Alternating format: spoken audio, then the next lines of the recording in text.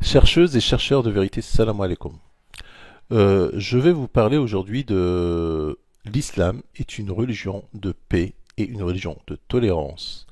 Et les hadithistes, la religion hadithiste, parce qu'il y a il y a deux religions en fait. La religion hadithiste est une religion de guerre et une religion de sang. Et c'est pas la même. Elle va à l'encontre du Coran. Le Coran dit une chose, le hadithiste dit autre chose. Et ce qu'on nous enseigne depuis tout petit, c'est la religion hadithiste. C'est pas la religion coranique.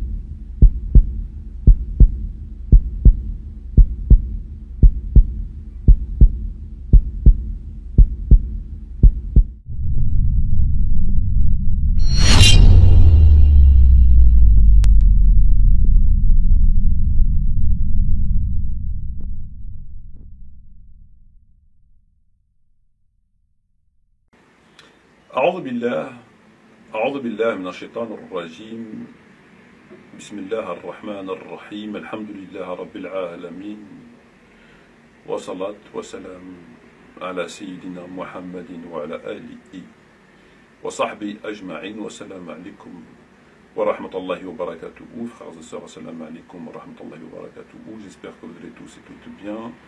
En cette fin d'après-midi, début de soirée de ce jour de lundi 1er avril, et il est précisément 19h10. Bonsoir à toutes les personnes pas de confession musulmane qui écoutent cette présente vidéo. Frères et sœurs, comme l'indique l'introduction de celle-ci, nous allons nous intéresser à la question du coranisme à travers une vidéo qui a été réalisée et diffusée par celui qui se fait appeler Shakir Coraniste. Alors sans plus tarder, nous allons écouter l'extrait, nous allons écouter l'intégralité de la vidéo, puisqu'elle ne dure que un peu moins de 10 minutes, me semble-t-il, et on se retrouve, Inch'Allah, immédiatement ensuite, afin de l'analyser et de la commenter. Donc écoutons Shakir Coraniste. Chercheuses et chercheurs de vérité, salam alaikum. Je vais vous parler aujourd'hui de l'islam est une religion de paix et une religion de tolérance. Et les hadithistes, la religion hadithiste, parce qu'il y a il y a deux religions en fait. La religion hadithiste est une religion de guerre et une religion de sang. Et c'est pas la même. Elle va à l'encontre du Coran. Le Coran dit une chose, le hadithiste dit autre chose. Et ce qu'on nous enseigne depuis tout petit, c'est la religion hadithiste. C'est pas la religion coranique. Et quand il y a eu ces tueries, ces attentats et tout ça, on a voulu justifier l'islam comme quoi c'était une religion de tolérance, une religion de paix, et en sortant des versets coraniques. Alors que dans la pratique, c'est les hadiths qu'on enseigne dans les mosquées et qu'on essaye de pratiquer. Alors, je n'ai pas l'habitude de le faire, mais je vais vous sortir deux versets, deux hadiths, et ensuite je vais sortir plusieurs versets pour vous montrer que votre religion a été changée par son contraire. C'est-à-dire que le message divin, le message de Dieu, a été déformé pour vous faire pratiquer le contraire en fait. Alors, on va aller dans le premier hadith. Le premier hadith où وعن ابن عباس alors c'est dans صحيح المسلم صحيح البخاري متفق عليه عن ابن عباس رضي الله عنهما قال رسول الله صلى الله عليه وسلم من بدل دينه فاقتلوه. Celui qui change, Rawah al-Bukhari, celui qui change sa religion, que le prophète a dit, celui qui change sa religion, alors tuez-le. Qui change sa religion, c'est-à-dire s'il est musulman, il n'est plus musulman, bah tuez-le. Et c'est de cette façon qu'on coupait la tête aux coranistes. Hein. Parce que pour eux, c'était des gens qui ont changé leur religion. Donc ils mettaient en pratique ce hadith. Le deuxième hadith, qui est 385 dans Sahih al-Bukhari. أمرت أن أقاتل الناس حتى عن ابن عباس رضي الله بلا بلا بلا بلا بلا قال رسول الله صلى الله عليه وسلم أمرت أن أقاتل الناس حتى يشهدوا أن لا إله إلا الله قال رسول الله il n'a pas dit رسول الله attention أمرت أن أقاتل الناس حتى يشهدوا أن لا إله إلا الله وأن محمدا رسول الله ويقيموا الصلاة ويؤتوا الزكاة فإذا فعلوا ذلك عصموا مني دماءهم وأموالهم إلا بحق الإسلام وحسابهم على الله متفق عليه. Dieu m'a ordonné c'est-à-dire le prophète il dit, de tuer des gens jusqu'à ce qu'ils disent nulle divinité à part Allah et que le prophète Mohammed est son messager et qu'ils accomplissent la salat et qu'ils acquittent la zakat. Et s'ils font cela, alors leur sang me sera interdite ainsi que leurs biens. Et islam. Et après, ils rendront compte à leur Seigneur. On continue. Donc on va voir maintenant ce que... Alors je vous ai sorti les deux hadiths. On va voir ce que dit le Coran. Alors Surat al-Kahf. Qu'est-ce que dit Allah dans Surat al-Kahf? Le verset 29. وَقُلْ الْحَقُّ مِنْ رَبِّكَ فَمَنْ شَاءَ فَلْيُؤْمِنْ وَمَنْ شَاءَ فَلْيَكْفُرْ. Et dit, la vérité émane de votre Seigneur. Quiconque veut croire alors qu'il croit, et quiconque veut mécroire alors qu'il mécroit. Nous avons préparé pour les injustes un feu dans les flammes, les cernant, et ils implorent à boire et on les abreuvera d'une eau comme du métal fondu brûlant des visages. Quelle mauvaise boisson et quelle détestable demeure.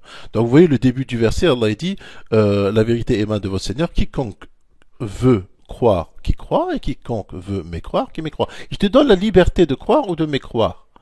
Il ne dit pas au prophète de tuer des gens s'ils veulent mécroire. D'accord? Deuxième, Surat al-Baqarah. Alors le 256. Allah, qu'est-ce qu'il dit? Nulle contrainte en religion. Nulle contrainte en religion. La ikraha fid din. On ne va pas forcer quelqu'un, l'obliger à croire à quelque chose. S'il veut croire à Bouddha, il croit à Bouddha. S'il veut croire à... Nulle contrainte en religion. S'il veut croire en Dieu, il croit en Dieu. Tu ne peux pas forcer quelqu'un à croire. Nulle contrainte en religion. Car le bon chemin s'est distingué de l'égarement. Alors, grâce au Coran, bien sûr. Donc, quiconque mécroit au rebelle tandis qu'il croit en Allah, alors le rebelle, non. Tarout, c'est pas le rebelle. Quiconque mécroit au Tarout tandis qu'il croit en Allah, saisit lance la plus... Non. Quiconque mécroit... Faman yakfur bit tarot. Ouais, quiconque mécroit au tarot. Voilà, c'est ça. Quiconque mécroit au tarot, tandis qu'il croit en... Et croit en Allah, alors qu'il mécroit au tarot et croit en Allah, ouh là là, c'est vraiment mal traduit. Hein. Et croit en Allah, saisit lance la plus solide, qui ne peut se briser. Et Allah est audient et omniscient.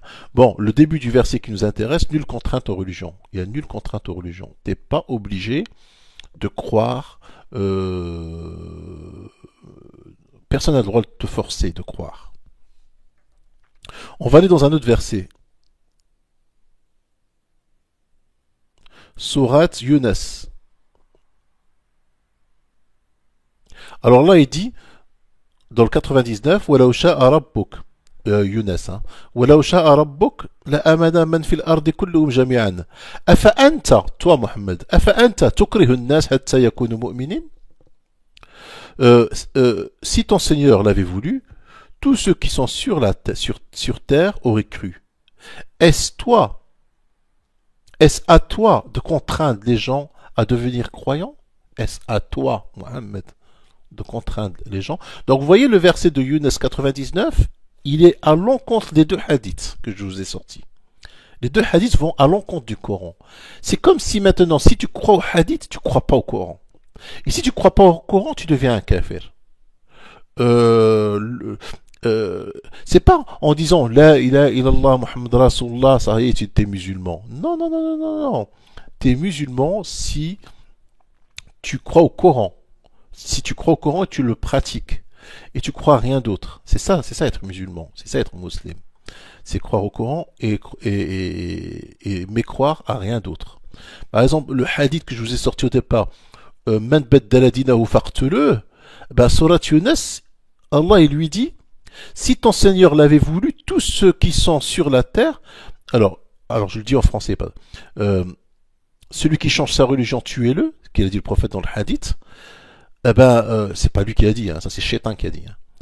Et Allah il dit dans le 99 Yunus, si ton Seigneur l'avait voulu, tous ceux qui sont sur la terre auraient cru.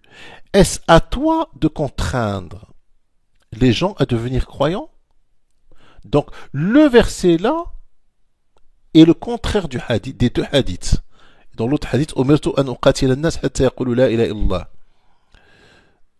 Il m'a été ordonné de tuer des gens. Qui t'a ordonné de tuer des gens? Qui l'a ordonné? Le Coran, Allah il dit, dans le Coran, dans Yunus, Allah il lui dit, au contraire, si ton Seigneur l'avait voulu, tous ceux qui sont sur terre, dans le 99, sur terre, auraient cru. Est-ce à toi de contraindre les gens à devenir croyants? Au contraire, le Coran dit le contraire de ce qu'il y a dans les hadiths. Donc, en définitif, en conclusion, le Sahih Muslim et Sahih, c'est le contraire du Coran. C'est des livres qui sont venus pour vous, pour vous faire pratiquer le contraire de l'islam. Le vrai islam, c'est celui qui se trouve dans le Coran. Ce n'est pas celui qui se trouve dans le Muslim ou Bukhari. Et salam alaikum. Alors, frères et sœurs, nous avons entendu, nous avons écouté Shakir coraniste nous expliquer un certain nombre de choses. Le but avoué de sa vidéo, son intervention, est d'expliquer aux uns aux autres que les hadiths contredisent Al-Qur'an, que les hadiths contredisent le livre de Dieu, Azzawajal. Plus précisément, deux hadiths dont tous deux figurent dans le Bukhari et Muslim. Ces deux hadiths contredisent, selon ce que nous a expliqué Shakir coraniste, le livre de Dieu. Et que par conséquent, la conclusion qu'il en tire, c'est que l'islam étant une religion de paix, d'amour, etc., à la base, qui a été falsifiée, déformée, manipulée, ce que vous voulez, pour finalement devenir une religion de guerre, de sang, etc., etc. Et qui sont les coupables de cette transformation, de cette falsification, de cette manipulation? C'est entre autres moi. Mais une grande partie des musulmans, dans la mesure où ils considèrent que ce sont ceux, les coupables, sont ceux qui qualifient de hadithistes. Les hadithistes, ce sont ceux qui suivent le Coran et la Sunna. Toute personne qui suit le Coran et la Sunna est qualifiée de hadithiste par un certain nombre de coranistes, en tout cas celui-ci. Alors je savais qu'il y avait des dabistes, je savais aussi qu'il y avait des alpinistes, je savais qu'il y avait des bassistes, des exorcistes, voire des fleuristes, mais j'ignorais qu'il y avait aussi des hadithistes. C'est tout à fait nouveau. Alors on nous reproche notre crime étant de suivre, comme je le dis, le Coran et la Sunna. Car selon lui, selon eux, le musulman ne doit suivre que le Coran. Tout le reste n'est que mensonge, hérésie, et ce que vous voulez. Très bien. Et afin de porter haut et fort l'étendard du coranisme, celui-ci nous a fait une démonstration qui, selon lui, prouve que le hadith contredit Al-Qur'an et qui finalement travestit la religion de Dieu, falsifie la religion de Dieu pour la transformer en une religion de haine, de sang, de guerre, etc. Très bien.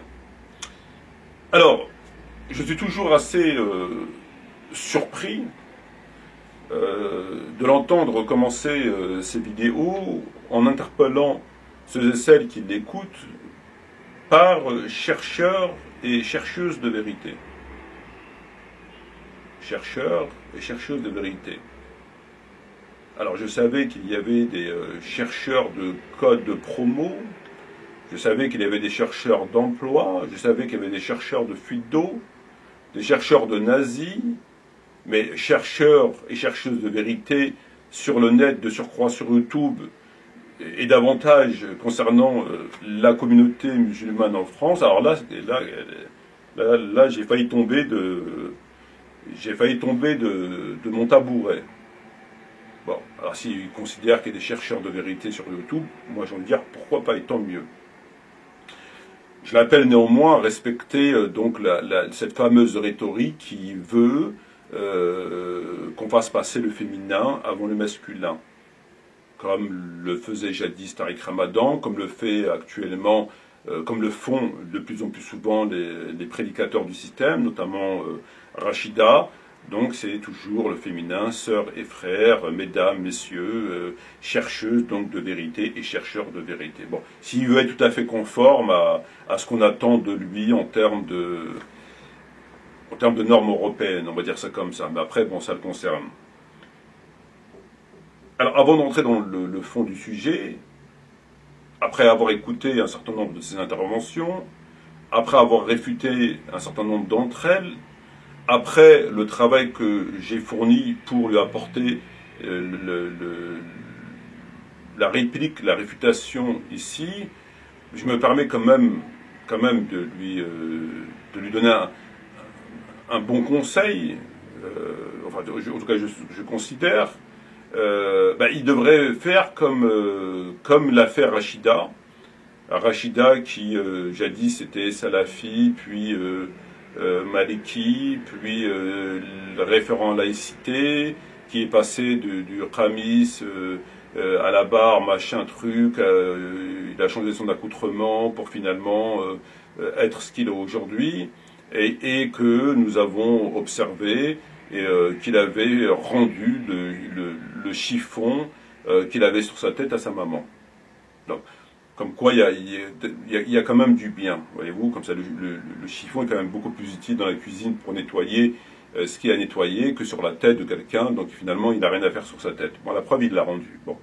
Ben moi j'ai envie de dire la même chose à Shakir Koranis, donc c'est de rendre le casque qu'il porte à ses oreilles à Pierre Mendès ou Thierry Roland. Je vois pas du tout l'utilité, pour dire ce qu'il a à dire. Enfin, je veux dire, à part commenter des matchs PSG-OM, je ne vois vraiment pas l'utilité d'avoir un casque pour dire des choses qui sont d'un niveau extraordinaire.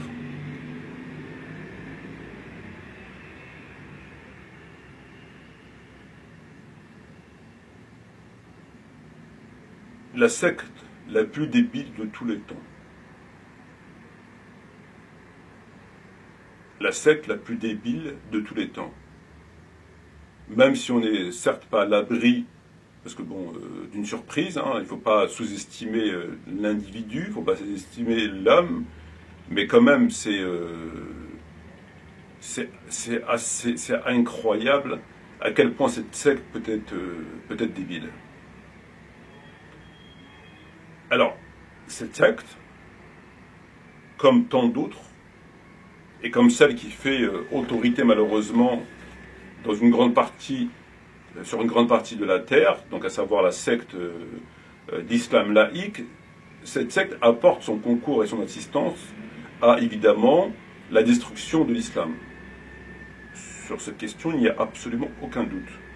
Donc elle vient en aide, involontairement ou pas, peu importe, en tout cas elle vient en aide à la secte d'islam laïque et de tant d'autres, qui toutes, du lundi au dimanche, de janvier à décembre, qui toutes œuvrent à la destruction de l'islam du prophète Mohammed, qui toutes viennent piétiner l'héritage, le message du prophète Mohammed, qui toutes tournent en dérision la mission du prophète Mohammed, qui toutes se moquent du livre de Dieu, etc., toutes sans exception. Et celle-ci, elle vient apporter son concours, évidemment, à cette œuvre pour le moins diabolique. Alors, la démonstration qu'il nous a faite, elle est très simple. Et ce qui faille finalement tirer comme leçon dans ce que je vais vous exposer, c'est que quelqu'un qui se prétend coraniste, donc en l'occurrence ce monsieur, mais aussi les autres, comme on l'a vu, nous allons constater qu'ils ne connaissent strictement rien du Coran. Et c'est quand même assez paradoxal. Des coranistes se revendiquant du Coran et du Coran seul, donc ils ont quand même le temps, c'est quand même beaucoup plus facile de l'étudier qu'un livre qui n'est finalement pas si volumineux que ça et que d'étudier toute une bibliothèque. C'est quand même, ils ont quand même un avantage extraordinaire, ils sont censés connaître le Coran mieux que quiconque, c'est quand même enfin ça me paraît évident, hein, lorsqu'on n'a qu'un livre à étudier et à lire, je veux dire, c'est le Coran, tu connais vraiment, comme il dit dans le Coran, ils connaissent le livre comme ils connaissent leurs propres enfants. Ils ne connaissent strictement rien du Coran, absolument rien. Celui-ci nous dit une chose qui est très simple. Il nous dit que nous autres, les hadithistes, au nom du hadith, au nom de la sunna, au nom des livres que j'ai autour de moi, nous contredisons le Coran et nous falsifions le livre de Dieu à travers un enseignement qui vient contredire la parole de Dieu. Il nous a cité deux hadiths, à savoir Omer tanuqatil nas et Man badal dinu'u faqtulu'u. Man badal dinu'u faqtulu'u. Celui qui change de religion, tuez-le. Et on m'a ordonné de combattre les gens jusqu'à qu'ils disent qu'il n'y a de Dieu que Dieu, que Mohammed est l'envoyé de Dieu, qui donne la zakat, la prière, et à partir de là, leurs biens sont sacrés.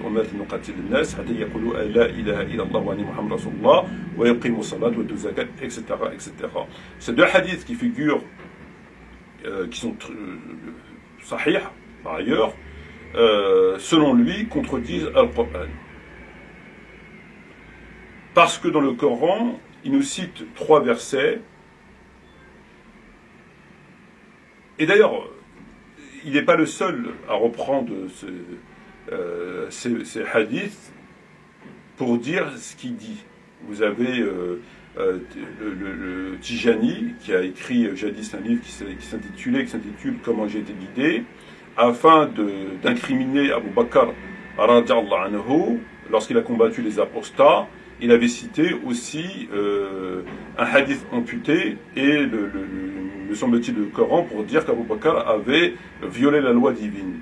Vous avez très récemment quelqu'un qui s'appelle Rachid Hillel, quelque chose comme ça, qui a écrit un livre qui s'intitule Fin d'un mythe, en l'occurrence Bukhari, et qui dans son ouvrage, écrit en arabe, fait exactement la même démonstration que lui, en disant, regardez, le Bukhari, Muslim contredisent le Coran à travers exactement la même démonstration que lui il a faite. Alors, dans le Coran, il nous dit qu'on a le verset La ikraha fit din. La ikraha fit din. Vous avez l'autre verset Walau sha'a rabbuka la amman man fi al-ardi kulluhum jami'an. Afa anta tukrihu an-nas hatta yakunu mu'minin. Et vous avez l'autre verset Wa qul al-haqq min rabbakum faman sha'a fayumin wa man sha'a fayakfur. Donc vous avez 3 versets qui semblent nous indiquer que la ikraha fi din, nulle contrainte en religion. Si ton Seigneur avait voulu, il aurait guidé les gens et dit la vérité,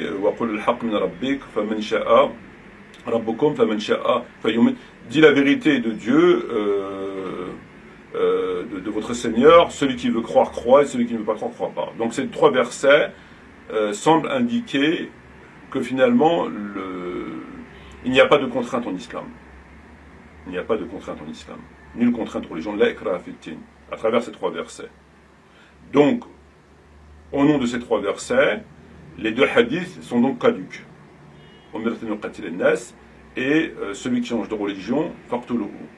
Puisque dans le Coran, il te dit la ikraha fi din. Dans le Coran, il te dit si ton Seigneur aurait voulu, etc. etc. Donc à partir de là, ça contredit, les hadiths contredisent le Coran. Le Coran contredit les hadiths. Très bien. Alors, lorsqu'on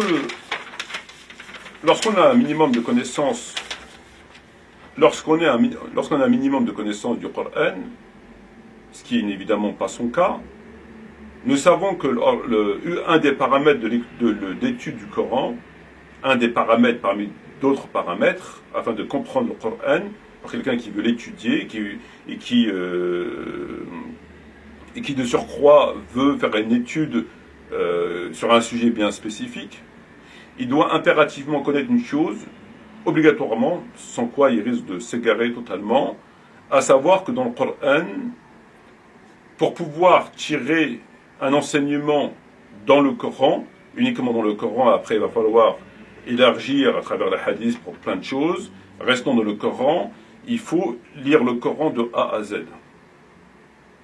Si vous voulez étudier le mariage, le divorce, le djihad, je ne sais pas, n'importe quel sujet, vous devez obligatoirement lire le Coran de A à Z. Je dis bien de A à Z. Pour une seule et bonne raison, c'est que vous avez des éléments sur des sujets qui sont le plus souvent dispersés. Il n'y a pas de sourate dédiée à un sujet. Dans le Coran, il n'y a pas une sourate qui est dédiée à un sujet. Dans une sourate, vous allez trouver, elle va évoquer, je ne sais pas moi, un certain nombre de sujets, et vous allez retrouver un certain nombre de ces sujets dans une autre sourate. C'est pas un code pénal qui a été écrit, rédigé, mis en place, etc. par l'être humain. C'est du brut, c'est-à-dire que vous allez trouver dans le Baqara, par exemple, vous allez trouver dedans des versets qui évoquent un sujet, et dans une autre sourate, vous allez trouver aussi des versets qui évoquent le même sujet. Par conséquent, vous ne pouvez pas vous arrêter à une sourate ou à deux sourates ou à trois sourates, vous devez prendre l'intégralité du Coran. Et une fois que vous avez analysé l'intégralité du Coran, vous devez prélever tous les versets en rapport avec le sujet que vous voulez étudier, les coucher, les mettre sur un papier, et après commencer à faire votre développement. Ça, c'est obligatoire. C'est comme la dramatique erreur, c'est purement commercial, de ceux qui vous font des sommaires, des abrégés de Al-Bukhari ou Muslim, par exemple, pour ne citer que eux. Vous avez souvent des livres en librairie qui sont des abrégés de Bukhari et Muslim, c'est-à-dire ils vont vous faire un ou deux volumes, ils vont vous citer, non pas l'intégralité, mais un certain nombre de hadiths. Ça, c'est quelque chose qui contredit totalement le principe même de l'étude de Bukhari. C'est à l'opposé, c'est à l'opposé d'une démarche qui se veut un tant soit peu scientifique afin d'apprendre sa religion. Pourquoi? Parce que, là encore, et c'est beaucoup plus compliqué dans le hadith, vous allez étudier, je ne sais pas moi, un sujet quelconque. Si vous prenez l'ensemble des volumes de Bukhari, vous allez trouver le sujet qui est évoqué 3 fois dans le volume 1, 8 fois dans le volume 2, 1 fois dans le volume 3, 0 fois dans le volume 4, etc. Donc ils sont dispersés. Ils ne sont pas tous dans le même volume. Déjà dans le Bukhari, il n'y a pas de chapitre dédié au sujet. C'est complètement mélangé. Moins dans Muslim, mais Bukhari, ça l'est. Moins dans Muslim. Donc, lorsque vous faites un abrégé, l'abrégé va prendre que, admettons, dans les 4-5 volumes, peu importe, de Bukhari, vous allez avoir, admettons, 30 hadiths qui parlent directement ou indirectement du dit sujet. Si vous faites un abrégé, vous n'en allez avoir que 1 ou 2, ou 3. Donc, que ces 3-là vont vous induire en erreur parce que vous n'aurez pas la totalité de l'information qui vous permettra, le cas échéant, de conclure en un sens. Donc, vous devez avoir tous les éléments. Donc, ça, l'abrégé, c'est une catastrophe. Ça, c'est juste, on étudie que le Bukhari. Maintenant, est-ce que Bukhari suffit pour pouvoir conclure sur un sujet, c'est-à-dire vous prélevez le propos dans le Bukhari intégralement, vous procédez à l'extraction des hadiths et à l'analyse, vous ne pouvez pas conclure. Parce que Bukhari n'est pas le seul livre de hadith, comme on le sait. Par conséquent, il faut voir dans Muslim, Abi Daoud, Nisaï, etc., etc. Donc, plus vous ratissez large, plus vous aurez des éléments, plus vous aurez des éléments, plus vous allez peaufiner votre conclusion. Alors quelqu'un qui va s'arrêter à Bukhari, il va peaufiner sa conclusion uniquement à Bukhari, sans Muslim, sans un tel et un tel, et que par conséquent, il va avoir un manque d'informations complémentaires qui risque de l'induire en erreur. Donc plus vous ratissez large, plus votre étude est complète. Alors on commence par le Coran, vous prenez tous les versets sur le dit sujet que vous voulez étudier, vous le mettez sur un papier, Bukhari, l'intégralité pareil, Muslim, l'intégralité pareil, etc., etc. Vous réunissez tout, et puis regardez finalement qu'est-ce qu'il en est. Voilà. Donc pour revenir au Coran, lorsqu'on étudie un sujet dans le Coran, il faut lire tout le Coran. Tout le Coran. Parce qu'on a, comme j'ai dit, des informations dispersées. Je vous prends deux exemples. Lorsque vous lisez la sourate Ta'a, sourate 20, et d'autres sourates du Coran, dans laquelle Allah parle de Moussa, alayhi salam. On va les lire en français. Alors, sourate 20 à 11, 23. Moïse, je suis ton Seigneur, enlève tes sandales, car tu es dans la vallée sacrée de To'a. Moi, je t'ai choisi, écoute donc ce qui va être révélé. Certes, c'est moi, Allah, point de divinité que moi. Adore-moi donc et accomplis la salade pour le souvenir de moi. L'heure va certes arriver, je la cache à peine, pour que chaque âme soit rétribuée selon ses efforts, que celui qui ne croit pas et qui suit sa propre passion et ne t'en détourne pas, sinon tu périras. Qu'est-ce qu'il y a dans ta main droite, ô Moïse? Il dit, c'est mon bâton sur lequel je m'appuie, qui me sert à effeuiller les arbres pour mes moutons. Et j'en fais d'autres usages. Allah lui dit, jette-le, ô Moïse. Il le jeta, et le voici, un serpent, etc., etc. Ici, dans la narration de la sourate 20, Ta'a, vous avez la rencontre entre Allah et Moussa, alayhi salam, et il y a un échange qui est entre Allah et sa créature. Il y a un certain nombre d'informations dans le dit verset. Mais il n'y a dans le Coran, il y a d'autres endroits où il parle de l'échange entre Moïse et Allah. C'est pas que dans cet endroit-là. Vous prenez par exemple la 27, 8, 12, Allah a dit, et lorsqu'il arriva, on l'appela, béni soit celui qui est dans le feu et celui qui est tout autour. Et gloire à Allah, Seigneur de l'univers. Ô Moïse, c'est moi Allah, le Tout-Puissant et Sage. Jette ton bâton quand il vint se remuer, etc., etc. Donc dans d'autres endroits, il parle de la rencontre. Or, il se trouve que dans un passage, il n'y a pas des informations qui sont dans un autre passage. Par exemple, ici, il ne lui demande pas qu'est-ce que tu as dans ta main. Il lui demande simplement de jeter le bâton. Alors que dans l'autre, tu vas lui demander qu'est-ce que tu as dans ta main. Donc vous avez dans un passage des informations qui ne sont pas forcément dans l'autre. Par conséquent, si vous prenez qu'un passage et que vous l'étudiez, vous serez forcément induit en erreur parce que un autre passage a des informations complémentaires. Ces informations complémentaires, qui ne sont pas dans tel et tel passage, sont indispensables quant à votre étude, obligatoirement. C'est le même cas, par exemple, pour Iblis. Lorsque on lit dans le Coran, il en parle dans la sourate Al-Baqarah, par exemple, وَإِذْ قُلْنَا لِلْمَلَائِكَةِ اسْجُدُوا إِلَى آدَمَ فَسَجَدُوا إِلَّا إِبْلِيسَ أَبَى وَاسْتَكْبَرَ وَكَانَ مِنَ الْكَافِرِينَ وَقُلْنَا يَا آدَمُ اسْكُنْ أَنْتَ وَزَوْجُكَ الْجَنَّةَ, etc., etc. Donc là, avec Iblis, il lui dit prosterne-toi, etc., etc. Très bien. Donc il explique comment ça s'est passé dans ce passage, mais dans d'autres passages, Allah revient sur l'échange qu'il y a. Et dans d'autres passages, vous avez d'autres informations. Par exemple, lorsqu'il lui dit pourquoi tu ne veux pas te prosterner, il lui dit tu m'as créé de feu, alors que lui tu l'as créé de terre. Ça, c'est pas dans la sourate Al-Baqarah. Dans le premier passage, au verset 34, il n'y a pas pourquoi tu ne veux pas te prosterner. Vous le trouvez ailleurs. Quelqu'un qui va étudier que le passage ici et qui va tirer des conclusions, ben, il va être finalement en manque d'informations absolument indispensables dans la mesure où dans d'autres passages, Allah revient, ou en tout cas évoque le sujet avec d'autres éléments. Et ces autres éléments sont absolument indispensables contre à notre étude. D'accord ?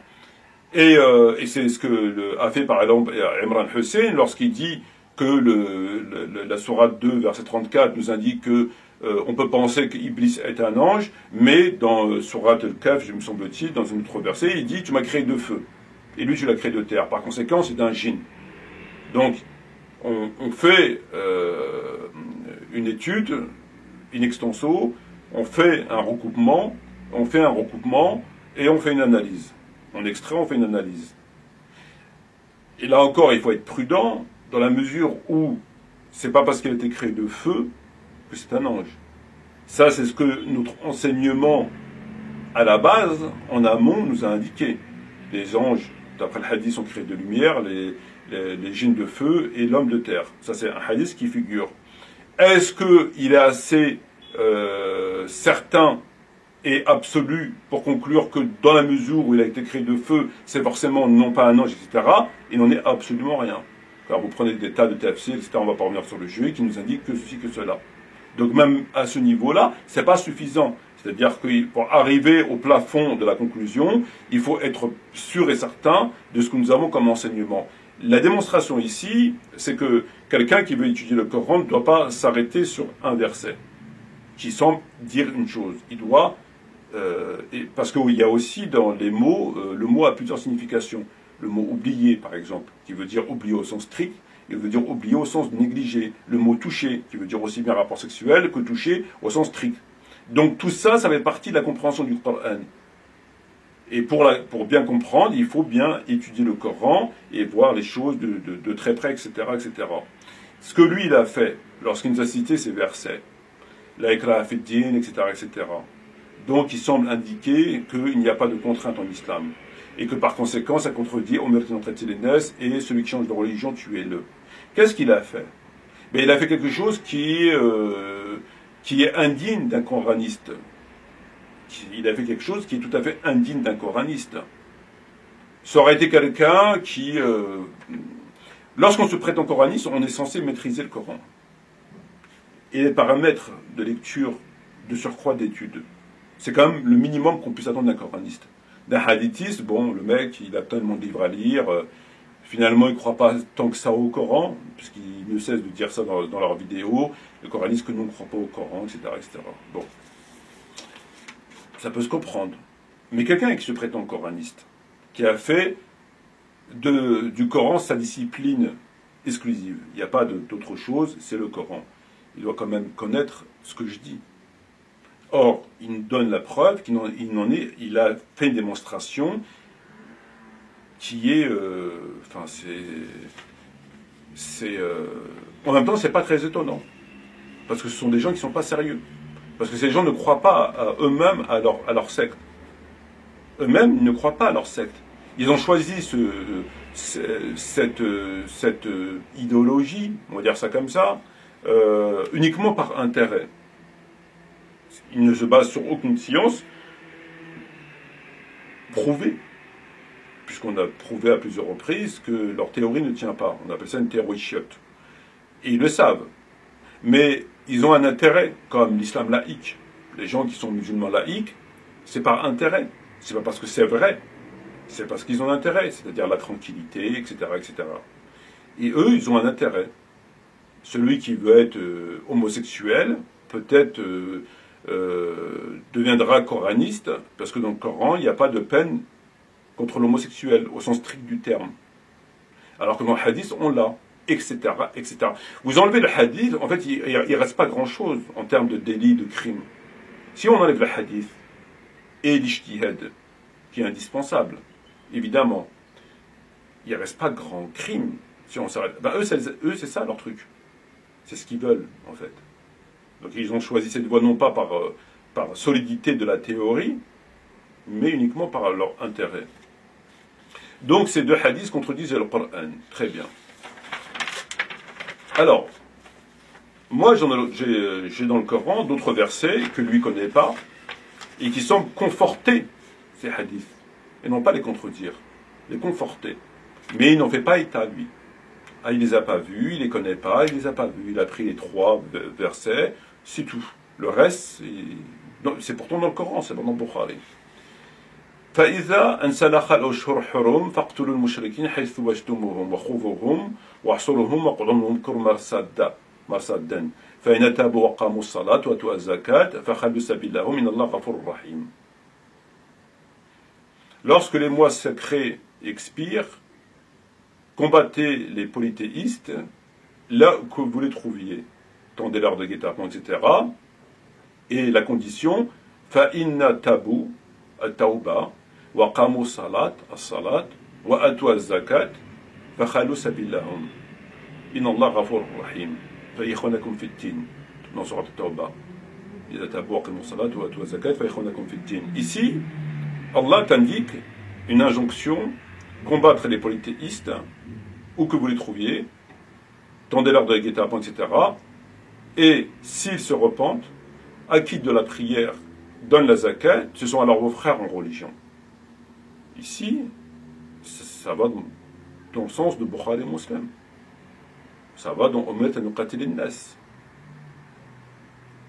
Umet al-Qadna, حتى يقولوا لا إله إلا الله وأن محمد رسول الله وأقيموا الصلاة وآتوا الزكاة. إذا تابوا وأقيموا الصلاة وآتوا الزكاة, ça va dans le même sens. Ici, il y a bien une contrainte. Pourquoi qu'Allah demande de combattre les polythéistes jusqu'à ce qu'ils se repentent, donnent la zakat et versent la zakat et fassent la prière. Il s'agit d'une contrainte. فإن تابوا وقاموا الصلاة وآتوا الزكاة فإخوانكم في الدين ونفصل الآيات لقوم يعلمون.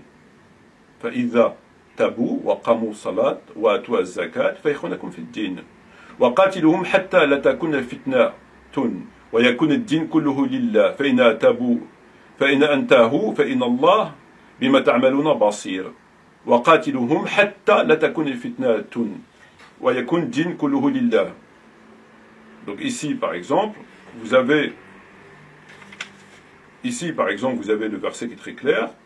فإن تابوا وقاتلهم حتى لا تكون فتنة. Et combattez-les jusqu'à qu'il n'y a plus de fitna. ويكون الدين كله لله. Donc ici c'est pareil. Combattez-les jusqu'à qu'il n'y ait plus de fitna, que la religion soit entièrement à Dieu. قاتلوا الذين لا يؤمنوا بالله واليوم الآخر. Combattez ceux qui ne croient ni en Dieu ni au jour dernier. ولا يحرموا ما حرم الله والرسول. Et qui n'interdisent pas ce que Dieu et son messager ont interdit. ولا يدين دين حق من الذي أوتوا الكتاب حتى يعطوا جزاء عن يوم صغيرون. Donc là encore une fois, قاتلوا الذي لا يؤمنوا بالله واليوم الآخر. Combattez ceux qui ne croient pas en Dieu et au jour dernier. ولا يحرمون ما حرم الله والرسول. Qui n'interdisent pas ce que Allah et son messager ont interdit. ولا يدين دين حق من الذي أوتوا الكتاب حتى jusqu'à ce qu'ils donnent la jizya وهم صغيرون. Donc ici, il s'agit bien de contraintes.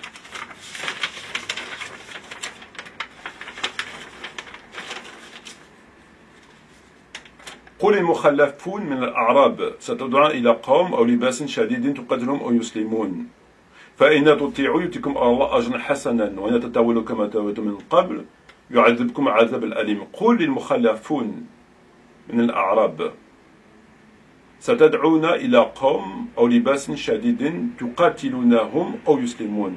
Dit parmi les Bédouins, etc. Vous serez amenés à combattre un peuple.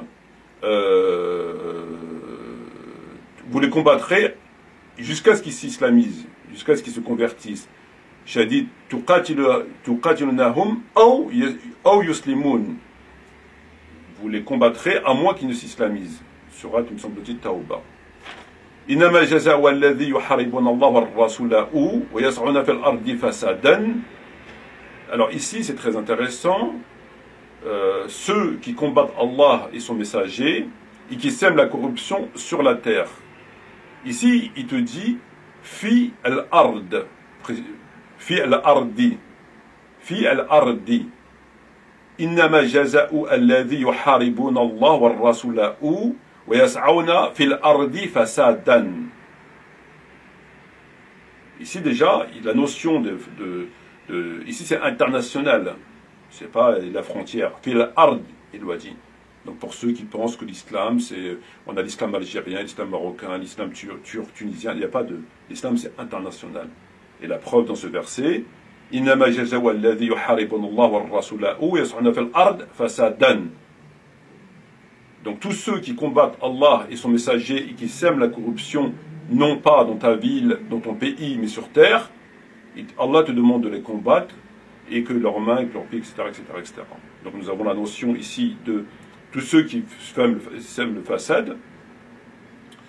Pour ça, je vous renvoie donc aux savants, précisément, mais l'orientation elle est là, et qui combattent Allah et son messager, et qui sèment la corruption sur la terre. Donc vous avez la notion de ceux qui font la corruption, ce qui se passe actuellement, et non pas national, moins encore régional, davantage local, mais international. Donc tous les versets que je viens de vous citer, tous les versets que je vous cite, il y a la contrainte. Tous les versets que je vous ai cités parlent de contrainte. Alors lui, il ne les connaît pas. Ces versets, il ne les voit pas. C'est un coranisme, il ne les connaît pas. Et ils parlent tous de contraintes, tous sans exception. Tous. Voilà. Donc quand vous avez un coraniste qui vient vous dire que nous les hadithistes, à travers Bukhari et Muslim, on contredit le Coran, la ikraha fi din, et qu'on est pour une religion de guerre, de sang, etc., au nom des versets qu'il a cités, déjà il fait preuve, c'est même pas de l'ignorance, c'est carrément, c'est inqualifiable, de surcroît pour un coraniste. Il a une accusation qui est évidemment extrêmement grave, puisque c'est faux. Finalement,